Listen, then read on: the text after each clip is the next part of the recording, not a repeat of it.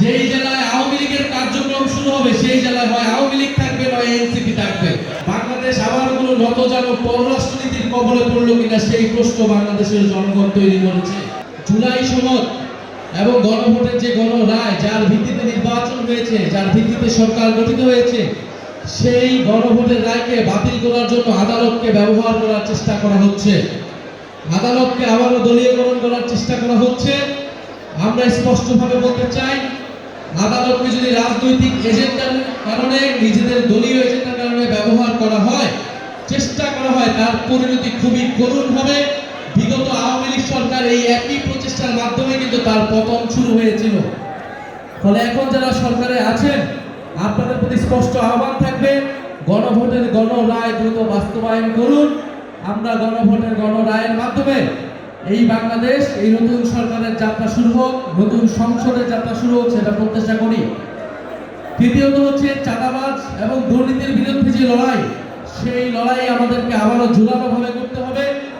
সেটা শুধু নাসিরউদ্দিন পাটোয়ারি ঢাকা থেকে নেতৃত্ব দিলে হবে না। আমরা আশা করব এই চট্টগ্রামে দখলদারিত্ব এবং চাঁদাবাজের বিরুদ্ধে কঠোর প্রতিরোধ তৈরি হবে।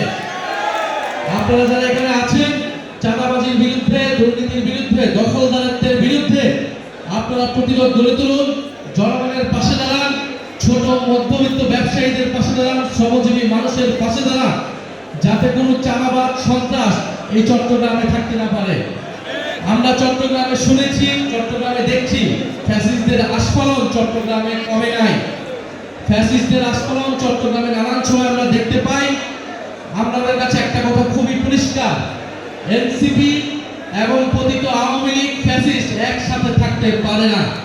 যেই জেলায় আওয়ামী লীগের কার্যক্রম শুরু হবে সেই জেলায় হয় আওয়ামী লীগ থাকবে নয় এনসিপি থাকবে। ফলে এনসিপির যদি 10 জন নেতাকর্মীও থাকে, সেই অঞ্চলে আওয়ামী লীগের কোনো কার্যক্রম, নিষিদ্ধ ফ্যাসিস্ট সংগঠনের কোনো অফিস কোনোভাবে সেটার যাতে সুযোগ না পায়, সেটা নিশ্চিত করার দায়িত্ব আপনাদেরকে এই দেশের জনগণ দিয়েছে, জুলাই গণঅভ্যুত্থানের শহীদরা দিয়েছে। তৃতীয় চতুর্থত আমাদের আধিপত্যবাদের বিরুদ্ধে যে সংগ্রাম, এই আধিপত্যবাদ কেবল ভারতীয় আধিপত্যবাদ না, বাংলাদেশের বিরুদ্ধে, স্বার্থের বিরুদ্ধে যেই পরাশক্তি যাবে, সেই সকল আধিপত্যবাদের বিরুদ্ধে আমরা লড়াই সংগ্রাম করে যাব। বাংলাদেশের পররাষ্ট্র মন্ত্রণালয় থেকে সাম্প্রতিক সময়ে এই ইরান এবং আমেরিকার যে দ্বন্দ্ব, যেখানে মুসলিম বিশ্বের নেতা আয়াতুল্লাহ খোমেনিকে শহীদ করা হয়েছে, সেই প্রেক্ষিতে যে প্রেস রিলিজ দিয়েছে, সেই প্রেস রিলিজ দেখে আমাদের খুবই কষ্ট লেগেছে।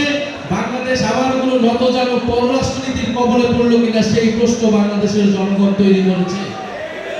এবং বাংলাদেশের পররাষ্ট্র মন্ত্রণালয়ের দায়িত্ব দেওয়া হয়েছে অন্তর্বর্তী সরকারের একজন উপদেষ্টাকে। কেন তাকে দায়িত্ব দেওয়া হলো? কোন পরাশক্তির স্বার্থ রক্ষার জন্য দায়িত্ব দেওয়া হলো? এই নির্বাচনে ইঞ্জিনিয়ারিং এর পুরস্কার হিসেবে দেওয়া হলো কিনা সেই প্রশ্ন আমাদের কাছে পরিষ্কার হয়নি।